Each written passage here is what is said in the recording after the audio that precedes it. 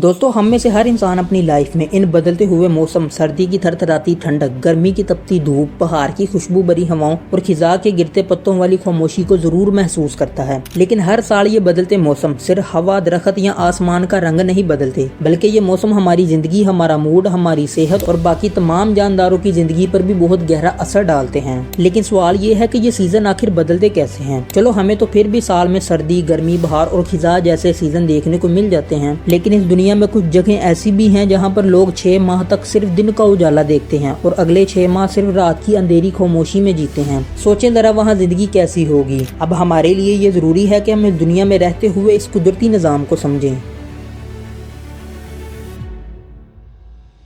दोस्तों, सबसे पहले ये समझ लेते हैं कि साल में सीजन कितने होते हैं, क्योंकि अक्सर मुल्कों में अलग अलग सीजन डिफाइन किए गए हैं। ज्यादातर मुल्कों में सिर्फ 4 सीजन को ही ऑफिशियली रिकॉग्नाइज किया गया है: सर्दी, गर्मी, बहार और खिजा। लेकिन अगर साउथ एशिया को देखें तो यहाँ पुराने साउथ एशियन कैलेंडर के मुताबिक 6 सीजन डिफाइन किए गए हैं, यानी 2 सीजन एक्स्ट्रा, मानसून और early winter. South Asian countries जैसे पाकिस्तान, इंडिया, बांग्लादेश में लोग बरसात और मानसून को भी एक अलग सीजन समझते हैं। इस वजह से यहाँ कभी कभी 5 या 6 सीजन का कॉन्सेप्ट मिलता है, लेकिन ये क्लासिफिकेशन नेचर, क्रॉप्स और कल्चर फेस्टिवल के मुताबिक की गई है।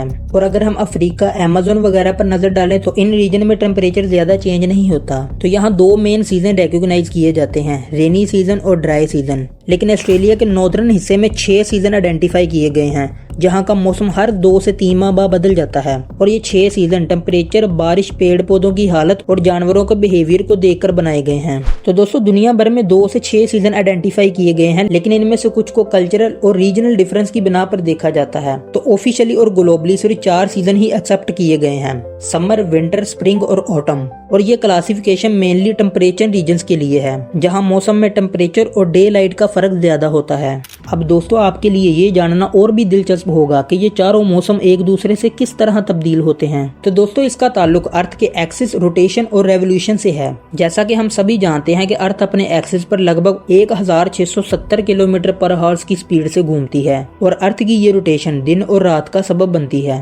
अब अर्थ अपने एक्सिस पर रोटेट करने के साथ साथ सूरज के गिर्द भी चक्कर लगाती है, और इसी सब के दौरान अर्थ कभी सूरज के पास होती है और कभी सूरज से थोड़ी दूर हो जाती है। अब आप सोचोगे कि हाँ, जब अर्थ सूरज से दूर होती है तब सर्दी होगी और जब अर्थ सूरज के पास होती है तब गर्मी होगी। लेकिन दोस्तों, ऐसा नहीं है। जिंदगी में कभी कभार आप किसी के पास रहकर भी उससे दूरी महसूस करते हो। जनवरी के महीने में अर्थ सूरज के सबसे करीब होती है और जुलाई के महीने में अर्थ सूरज से दूर होती है। लेकिन साउथ एशियन कंट्रीज में तो जनवरी के महीने में सर्दी और जुलाई के महीने में अच्छी खासी गर्मी होती है। तो दोस्तों, जैसे मैंने आपको पहले बताया कि अर्थ अपने एक्सिस पर घूमती है, और ये जो एक्सिस है ये 90 डिग्री का नहीं बल्कि 23.5 डिग्री का है। अर्थ अपने एक्सिस से थोड़ी झुकी हुई है। अब अर्थ का ये झुकाव और इसकी रोटेशन और सूरज के आसपास इसकी अलग अलग पोजीशन, ये सब मिलकर अर्थ पर अलग अलग सीजन का बायस बनता है। ये जो हमारी अर्थ है इसे 2 हिस्सों में तकसीम किया जाता है। एक हिस्से को नॉर्थर्न हेमिस्फीयर कहते हैं और दूसरे हिस्से को साउथर्न हेमिस्फीयर कहते हैं।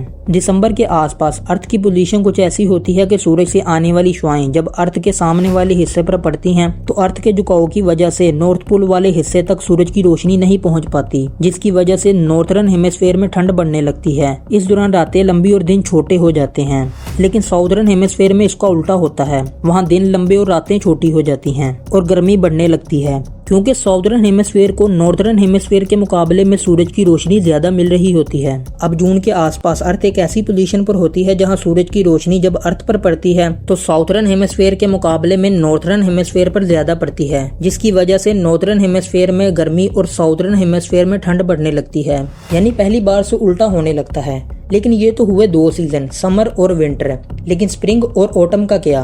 जैसे मैंने आपको पहले बताया कि अर्थ की अलग अलग पोजीशन की वजह से हमें 2 अलग अलग सीजन देखने को मिलते हैं। इसी तरह मार्च के आसपास अर्थ जिस पोजीशन पर होती है तो सूरज की रोशनी अर्थ के नॉर्थ पोल से लेकर साउथ पोल तक पड़ती है, यानी इस बार अर्थ के एक्सिस के झुकाव से कोई फर्क नहीं पड़ा, जिसकी वजह से नॉर्थर्न और साउथर्न हेमिस्फीयर पर बराबर रोशनी पड़ती है। इसे दिन और रातें तकरीबन बराबर हो जाते हैं और इस दौरान नॉर्थर्न हेमिस्फीयर में स्प्रिंग और साउथर्न हेमिस्फीयर में ऑटम का सीजन होता है। इसी तरह सितंबर के आसपास अर्थ जिस पोजीशन पर होती है इस वक्त भी दिन और रात तकरीबन बराबर हो जाते हैं और दोनों हेमिस्फेयर में बराबर रोशनी पहुंचती है। इससे नॉर्थर्न हेमिस्फेयर में ऑटम और साउथर्न हेमिस्फेयर में स्प्रिंग का सीजन होता है और ये सब कुछ सिर्फ अर्थ के 23.5 डिग्री के टिल्ट की वजह से होता है। लेकिन इसी टिल्ट की वजह से नॉर्थ पोल के पास कंट्रीज में रहने वाले लोग 6 माह दिन के उजाले में और बाकी 6 माह रात की तारीकी में गुजारते हैं। जब अर्थ का एक्सिस सूरज की तरफ झुका होता है तब यहाँ सूरज की रोशनी मुसलसल मौजूद रहती है और तब तक मौजूद रहती है जब तक अर्थ अपना एक्सिस सूरज के सामने से हटा नहीं लेती। और ये मौजूदा Sweden, Finland, Russia, Canada, Greenland और आइसलैंड जैसी कई कंट्रीज के कुछ इलाकों में देखने को मिलता है और फिर यही सेम चीज साउथ पोल में भी देखने को मिलती है। दोस्तों, जब हम इन सीजन्स को समझने की कोशिश करते हैं तो हमें सिर्फ वेदर की साइंस ही नहीं बल्कि एक गहरी सच्चाई भी समझ आती है और वो ये है कि तब्दीली हर लाइफ की जरूरत है। हर सीजन, चाहे वो सर्दी हो, गर्मी, बहार या खिजा, हर एक अपने साथ कुछ लेकर आता है और कुछ देकर चला जाता है। कभी हमें रुकना पड़ता है, कभी निकलना पड़ता है और कभी सब कुछ छोड़कर नए सफर की तैयारी करनी पड़ती है।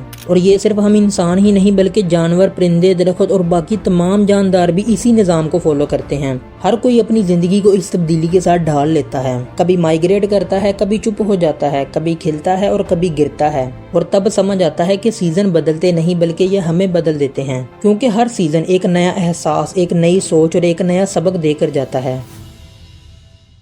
उम्मीद करता हूं दोस्तों आपको वीडियो काफ़ी इंफॉर्मेटिव लगी होगी। अगर आपको वीडियो अच्छी लगी हो तो चैनल को ज़रूर सब्सक्राइब कर लेना। बहुत बहुत शुक्रिया।